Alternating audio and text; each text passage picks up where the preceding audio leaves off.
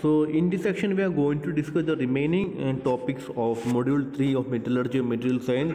So first topic is alloy. So alloy, as stated earlier, the alloy is a substance that is composed of two or more elements like such as metallic atoms in predominate in composition. So the element present in larger composition is known as base metal and all other elements are called alloying elements. So or alloy എന്ന് പറയുമ്പോഴത്തേന് it will be combination of more than two elements. ഈ major combination proportion ഉള്ള metal എലമെൻറ്റിനെ പറയുന്ന പേരാണ് base metal. പിന്നെ നമ്മൾ extra add ചെയ്യുന്ന അലോയ്സിനാൽ extra add ചെയ്യുന്ന metals to enhance properties അതിനെ പറയുന്ന പേരാണ് അലോയിങ് എലമെൻറ്റ്സ് എന്ന് പറയും. Alloying elements are generally added to the base metal in order to improve the physical, chemical, mechanical and electrical properties of the base metal. The behavior of alloys after solidification is largely different from that of the base metal. So നമ്മൾ എന്തിനാണ് alloy ചെയ്യുന്നത്? നമുക്ക് already we discuss why we are doing alloying.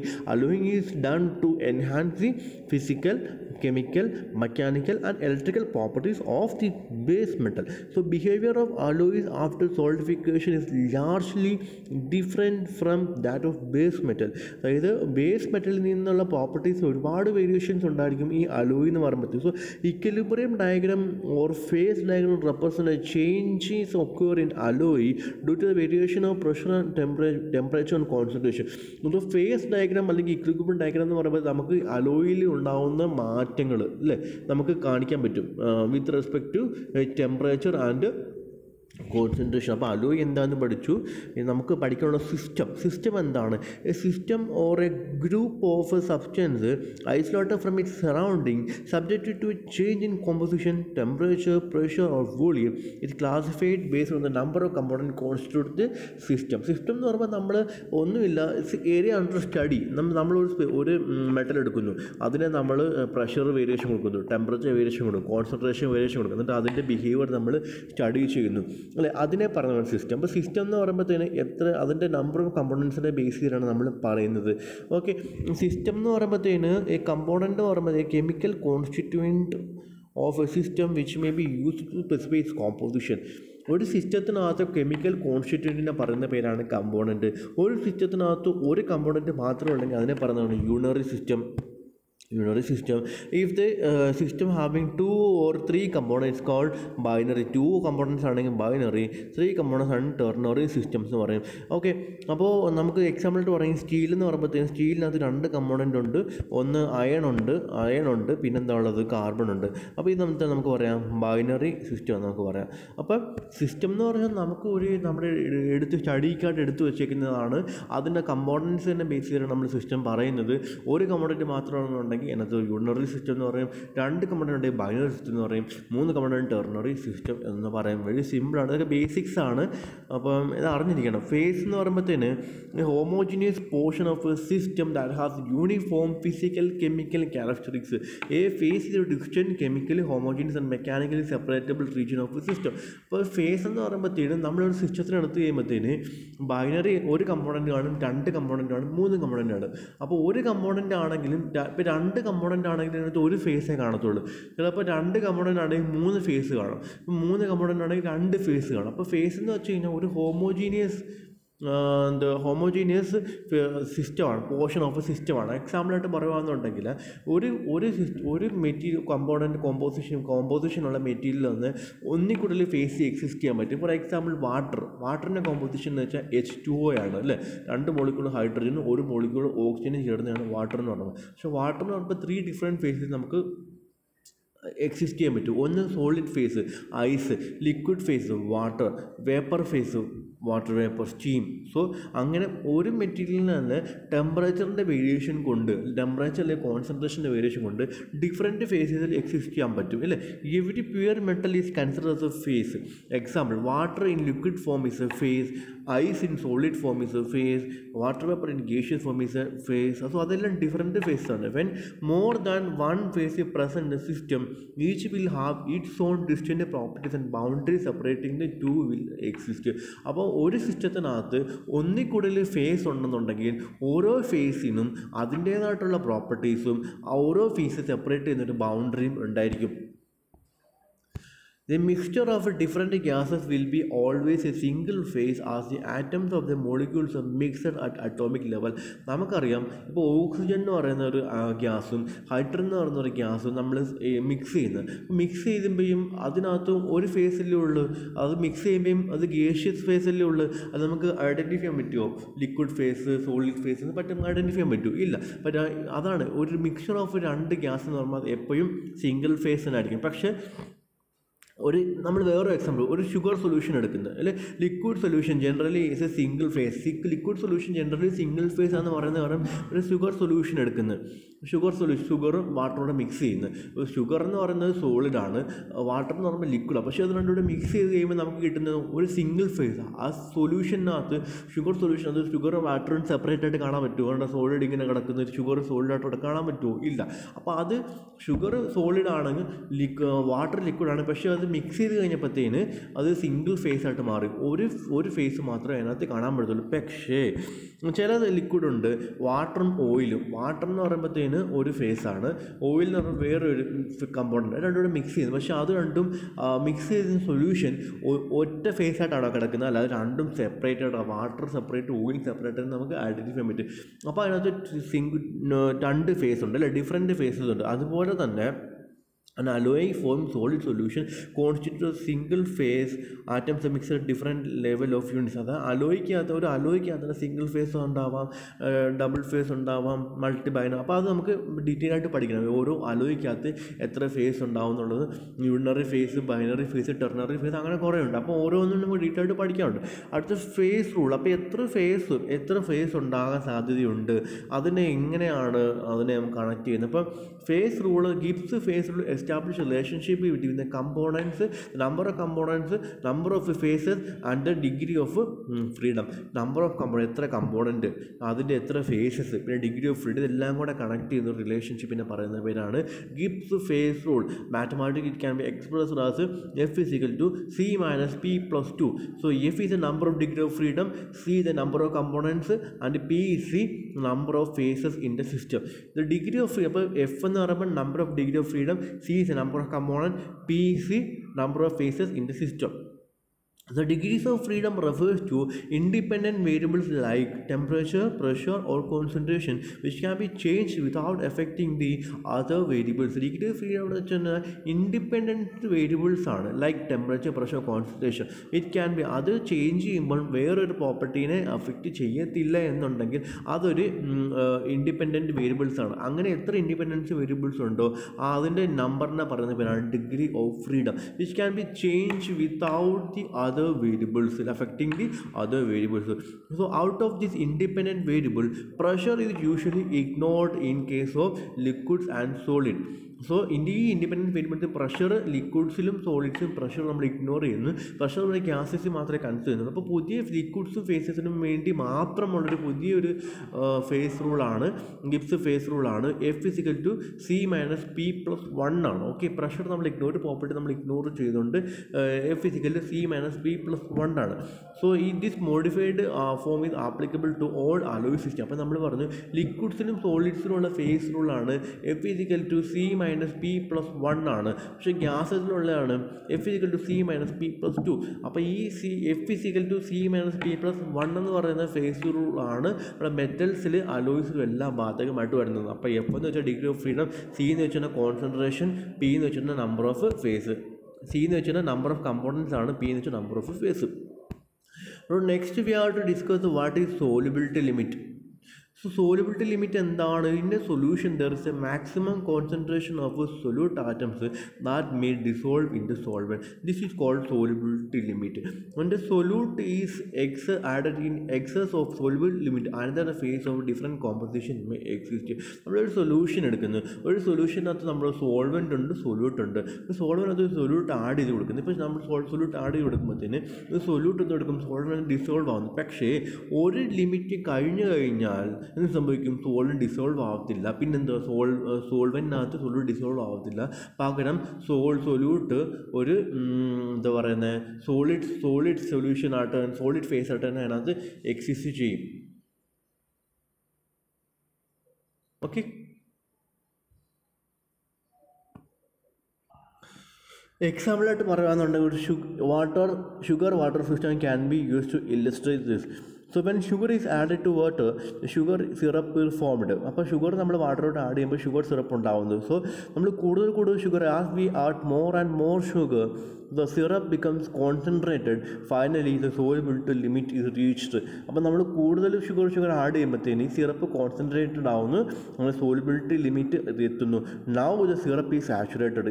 ഇനി ഇതിനകത്ത് sugar add ചെയ്യാൻ പറ്റത്തില്ല. Add ചെയ്ത് കഴിഞ്ഞാൽ ഷുഗർ അത് ഡിസോൾവ് ആവത്തില്ല. Because now the syrup is saturated with sugar and no more sugar will be dissolved in it. So if we add any more sugar, it will remain as sugar crystals with the syrup in the container. Now the system considers two phases, that is syrup and the sugar crystal. അപ്പോൾ നമ്മൾ initially sugar add ചെയ്തു, വാട്ടറിനകത്ത് sugar add ചെയ്തു, ഒരു limit വരെ എന്തുവാണ് ഇതിനകത്ത് sugar soluble ആവും. അപ്പോൾ ഇതിനകത്ത് എത്ര ഫേസ് മാത്രമേ ഉള്ളൂ? സോലിബിൾ ആകുമ്പോൾ ഷുഗറായിട്ട് നമുക്ക് സെപ്പറേറ്റ് കാണാൻ പറ്റുമോ? ഇല്ല, സിംഗിൾ ഫേസ് മാത്രമേ ഉള്ളൂ. പക്ഷേ ഒരു സോലിബിലിറ്റി ലിമിറ്റ് കഴിഞ്ഞിട്ട് നമ്മൾ ഷുഗർ വീണ്ടും ആഡ് ചെയ്യും. അപ്പോൾ എന്തെടുക്കും? ഷുഗർ ഡിസോൾവ് ചെയ്യത്തില്ല.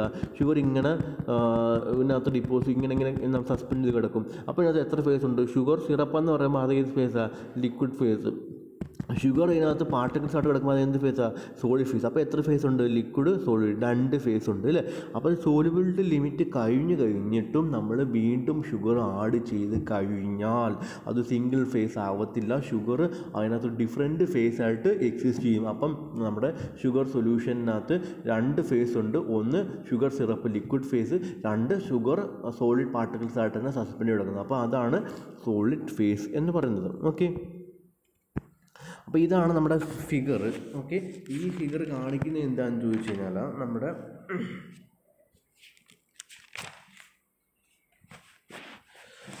സോലിബിലിറ്റി ലിമിറ്റും ടെമ്പറേച്ചറും തമ്മിലുള്ള ഒരു കോമ്പിനേഷൻ, ഒരു വേരിയേഷനാണ് കാണിക്കുന്നത്. ഈ ഫിഗറിനകത്ത് solubility limit of the sugar different temperature അല്ലേ, solubility limit at different temperature കാണിക്കുന്നു. അപ്പോൾ ഇവിടെ എന്ന് വെച്ച് കഴിഞ്ഞാൽ 2 കമ്പോണൻ്റ് ഉണ്ട്, ഷുഗർ ഉണ്ട്, വാട്ടർ ഉണ്ട്. അപ്പോൾ ഷുഗർ ഇവിടെ 0 ആണ്. ഷുഗർ എക്സ് ആക്സിൽ റൈറ്റിലോട്ട് പോകുമ്പോൾ ഷുഗറിൻ്റെ കോൺസെൻട്രേഷൻ കൂട്ടി 0, sugar 20, sugar 40, sugar 60, sugar 8, sugar 100. Okay, അതുപോലെ തന്നെ വാട്ടർ ഇനിഷ്യലി 100 ആണ്, 100% വെയിറ്റ് പെർസെൻറ്റേജ്. പിന്നെ വാട്ടറിൻ്റെ കോമ്പോസിഷൻ ഷുഗർ കൂടുന്നതനുസരിച്ച് വാട്ടറിൻ്റെ കോമ്പോസിഷൻ കുറഞ്ഞ് വരും. അപ്പോൾ ഇങ്ങോട്ട് റൈറ്റിലോട്ട് പോകുമ്പോൾ ഷുഗറിൻ്റെ കോൺസെൻട്രേഷൻ കൂടും, റൈറ്റിലോട്ട് പോകുമ്പോൾ വാട്ടറിൻ്റെ കോമ്പോസിഷൻ കുറയും. എല്ലാം വൈ ആക്സിസ് നമ്മൾ ടെമ്പറേച്ചറാണ് കാണിക്കുന്നത്. അപ്പോൾ ഇതിനകത്ത് variation of solubility limit with temperature എന്നാണ് ഇതിനകത്ത് കാണിക്കുന്നത്.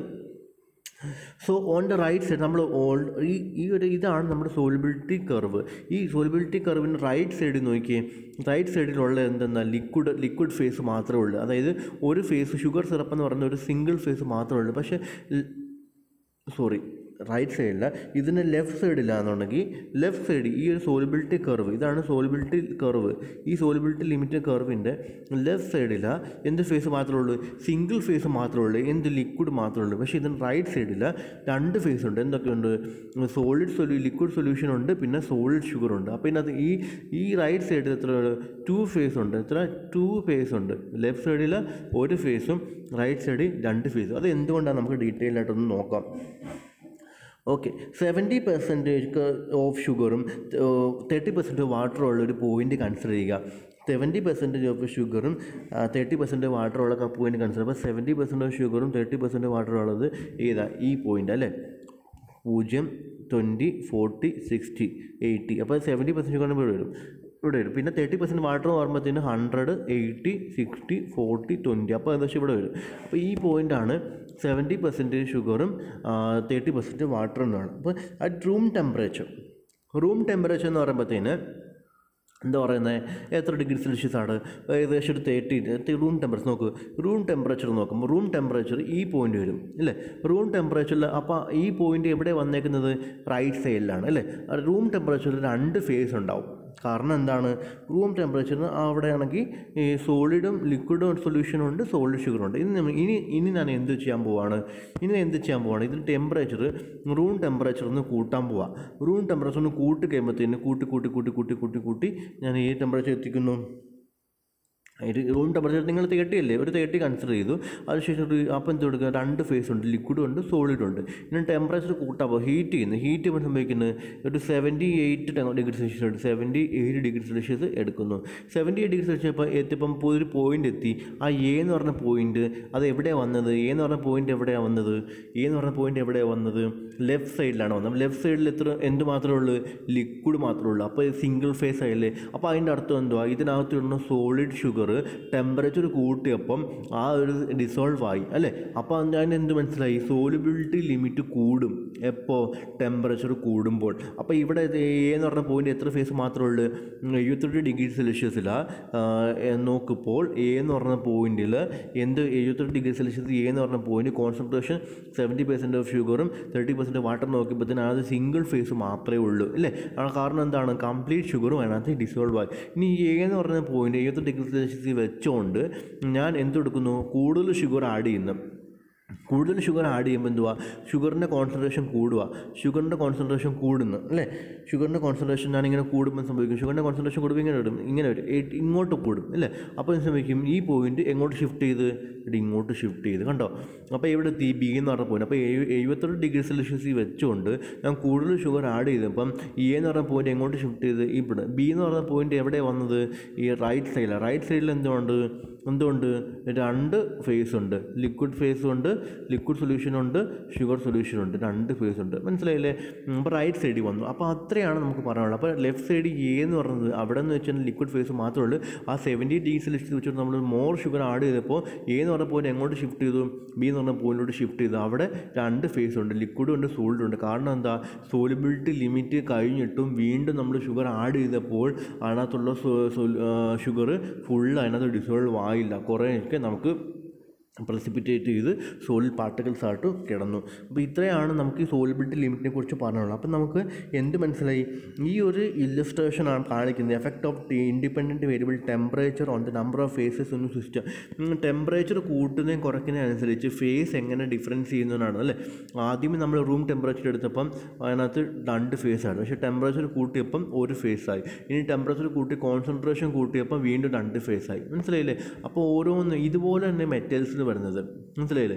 മെറ്റൽസിൽ ഇതുപോലെ തന്നെ ആയിരിക്കും. അത് ലിക്വിഡ് ഫേസിൽ ലിക്വിഡ് 2 മെറ്റൽസ് മിക്സ് ചെയ്ത് ലിക്വിഡാക്കി വെക്കുമ്പോഴത്തേന് മേ ബി ലിക്വിഡാക്കി വെക്കുമ്പോഴത്തേനും എന്ത് സംഭവിക്കാം, അത് സിംഗിൾ ഫേസ് ആയിരിക്കാം. പക്ഷേ സോൾഡ് ആക്കുമ്പോൾ ചിലപ്പോൾ ഡബിൾ ഫേസ് ആവാം, അല്ലെങ്കിൽ ബൈനറി ഫേസ് ആവാം, 2 ഫേസ് ഉണ്ടാവാൻ സാധ്യതയുണ്ട്. മനസ്സിലായില്ലേ. അതല്ല, കോൺസെൻട്രേഷൻ കുറച്ച് കഴിഞ്ഞാൽ സോൾഡ് ആക്കുമ്പോഴും സിംഗിൾ ഫേസ് ആവാൻ സാധ്യതയുണ്ട്. അപ്പോൾ ഈ ഒരു ആപ്ലിക്കേഷനാണ് നമുക്ക് ഡീറ്റെയിൽഡായിട്ട് ഇനി അങ്ങോട്ട് പഠിക്കാനുള്ളത്. ഓക്കെ, ഇത്രയും ക്ലിയർ ആയോ. പിന്നെ ഇതിനകത്ത് കുറച്ച് കാര്യങ്ങൾ ഞാൻ കൊടുത്തിട്ടുണ്ട് PPTക്കകത്ത്, നിങ്ങൾ വായിച്ച് നോക്കിയാൽ മതി. ഈ ഞാൻ പറഞ്ഞ കാര്യങ്ങളൊക്കെ തന്നെ എക്സ്പ്ലെയിൻ ചെയ്തേക്കുന്നത്. ഓക്കെ, പിന്നെ ഇതിനകത്ത് കൊടുത്തേക്കുന്നത് സൊല്യൂഷൻ ആൻഡ് മിക്സ്ചർ എന്താണെന്നാണ് കൊടുത്തേക്കുന്നത്. സൊല്യൂഷൻ എന്ന് പറയുമ്പോഴത്തേന് എങ്ങനെയാണ് നമുക്ക് അതിനകത്ത് ഈ സോൾവെൻ്റ് ആറ്റംസ് സൊല്യൂട്ട് ആറ്റംസും അങ്ങോട്ടും ഇങ്ങോട്ടും അക്കോമഡേറ്റ് ചെയ്യും. അതിൻ്റെ സോൾവെൻറ്റിൻ്റെ അറ്റോമിക് സ്ട്രക്ചറിനകത്ത് യാതൊരു വ്യത്യാസവും വരത്തില്ല. പക്ഷേ മിക്സ്ചറിനകത്ത് പറയുന്നത് ഇൻമിസിബിളാണ്. അതായത് അവ തമ്മിൽ ഡിസ്റ്റൻറ്റ് ഫേസ് ആയിട്ട് തന്നെ കിടക്കും. അത് 2 ഫേസ് ആയിട്ട് തന്നെ കിടക്കും. അതൊരിക്കലും മിക്സ് ചെയ്ത് ഒന്നാവത്തില്ല. ഓക്കെ, അതാണ് മിക്സ്ചർ എന്ന് പറയുമ്പോഴത്തേന്. പിന്നെ നമുക്ക് classification of alloy, 3 type of alloy ഉണ്ട്. Okay, practically all the structural elements in use today are alloys obtained by the melting of 2 or more different metals together. When 2 metals are melted together, solidified, any of the following 3 things can be happen. മൂന്നില്ലാത്ത ഏതെങ്കിലും ഒന്ന് ഉണ്ടാകാം. So the alloy is formed a solid solution. ഒന്നെങ്കിൽ solid solution ആവാം, അല്ലെങ്കിൽ mixture of separate face ആവാം, അല്ലെങ്കിൽ Inter metallic compound ആവാം. അപ്പോൾ അത് എന്താണെന്നുള്ളത് നിങ്ങൾക്കൊന്ന് വായിച്ചു നോക്കിയാൽ, സോളിഡ് സൊല്യൂഷൻ എന്ന് പറയുമ്പോഴത്തേന് if X and Y are the component, the solid solution will be form if the strength of x and y bond is intermediate between xx yy ബോണ്ടിനും ഇൻ്റർമീഡിയറ്റ് ആണെങ്കിൽ മാത്രമേ സോളിഡ് സൊല്യൂഷൻ ഉണ്ടാകത്തുള്ളൂ. Okay, XX bond broke ചെയ്തിട്ടല്ലേ XY bond ഉണ്ടാകുന്നത്. ആ XX ബോണ്ടിൻ്റെ സ്ട്രെങ്ത്തിൻ്റെയും YY ബോണ്ടിൻ്റെയും ഇടയ്ക്കാണ് XY ബോണ്ടിൻ്റെ സ്ട്രെങ്ത്തിങ് ഉണ്ടെങ്കിൽ മാത്രമേ അവിടെ അതായത് സോളിഡ് സൊല്യൂഷൻ ഉണ്ടാകത്തുള്ളൂ. അതായത് X5 ബോണ്ട് XX ബോണ്ടിനെക്കാട്ടിലും Y/1 ബോണ്ടിനെക്കാട്ടിലും കുറവാണെങ്കിൽ അവിടെ എന്താണ് ഉണ്ടാകുന്നത്? മിക്സർ ആയിരിക്കും ഉണ്ടാകുന്നത്. അവിടെ ആ ഒരു XY ബോണ്ട് ബ്രേക്ക് ചെയ്യാനുള്ള കപ്പാസിറ്റി ഉണ്ടായിരിക്കത്തില്ല. അവിടെ ഉണ്ടാകുന്ന XX ബോണ്ട് ബ്രേക്ക് ചെയ്യാനുള്ള കപ്പാസിറ്റി ഉണ്ടായിരിക്കത്തില്ല. അവിടെ ഉണ്ടാകുന്ന ബോണ്ട് എന്ന് പറയുമ്പോഴത്തേന് XY എന്ന് പറയുമ്പോഴത്തേന് XXനെക്കാട്ടിലും YYനെക്കാട്ടിലും സ്ട്രെങ്ത് കുറവായിരിക്കും. അതുകൊണ്ട് അവിടെ സോളിഡ് സൊല്യൂഷൻ ഉണ്ടാകത്തില്ല. പിന്നെ എന്തായിരിക്കും? മിക്സ്ചർ ആയിരിക്കും ഉണ്ടാകുന്നത്. ഇനി മൂന്നാമത്തെ കേസ് എന്ന് പറയുമ്പോഴത്തേന് ഇൻഡോർ മെറ്റാലിക് കോമ്പൗണ്ട് എന്ന് പറയുമ്പോഴത്തേന് XY എന്ന് പറയുന്ന ബോണ്ട് XXനെക്കാട്ടിലും YYനെക്കാട്ടിലും കൂടുതലാണ്, സ്ട്രെങ്ത് കൂടുതലാണെന്നുണ്ടെങ്കിൽ ഒരു ഇൻ്റർ മെറ്റാലിക് കോമ്പൗണ്ട് ആയിരിക്കും അവിടെ ഉണ്ടാകുന്നത്. അപ്പോൾ ടൈപ്സ് ഓഫ് അലോയി 3 ഉണ്ട്. സോളിഡ് സൊല്യൂഷൻ, മിക്സ്ചർ, പിന്നെ ഇൻ്റർ മെറ്റാലിക് കോമ്പൗണ്ട്. എന്തിന് ബേസ് ചെയ്താണ് പറയുന്നത്? അവിടെ X എന്ന് പറയുന്ന എലമെൻറ്റും Y എന്ന് പറയുന്ന എലമെൻറ്റും കൂടെ മിക്സ് ചെയ്യുമ്പോൾ അവിടെ ഉണ്ടാകുന്ന ബോണ്ടിൻ്റെ സ്ട്രെങ്തിനെ ബേസ് ചെയ്താണ് ഇത് പറയുന്നത്. XY എന്ന് പറയുന്ന ബോണ്ടിൻ്റെ സ്ട്രെങ്ത് XXനെക്കാട്ടിലും XXൻ്റെയും YYൻ്റെയും ഇൻ ബിറ്റ്വീൻ ആ സ്ട്രെങ്ത്, ഇതിൻ്റെ ഇൻ്റർമീഡിയറ്റ് സ്ട്രെങ്ത് ആണ് വരുന്നതെന്നുണ്ടെങ്കിൽ സോളിഡ് സൊല്യൂഷൻ ഉണ്ടാകുന്നു. അതല്ല XY എന്ന് പറയുന്ന ബോണ്ടിൻ്റെ സ്ട്രെങ്ത് XXനെക്കാട്ടിലും YYനെക്കാട്ടിലും കുറവാണെന്നുണ്ടെങ്കിൽ അവിടെ എന്ത് സംഭവിക്കും? മിക്സ്ചറാണ് ഉണ്ടാകുന്നത്. അതല്ല XY എന്ന് പറയുന്ന ബോണ്ടിൻ്റെ സ്ട്രെങ്ത് കൂടുതലാണെന്നുണ്ടെങ്കിൽ അവിടെ ഇൻ്റർ മെറ്റാലിക് കോമ്പൗണ്ടാണ് ഉണ്ടാകുന്നത്. അപ്പോൾ ഇത്രയും കാര്യങ്ങൾ ഓർത്ത് വെക്കുക, പഠിക്കുക. നമുക്ക് കൂടുതൽ കാര്യങ്ങൾ അടുത്ത വീഡിയോയിൽ ഡിസ്കസ് ചെയ്യാം. ഓക്കെ.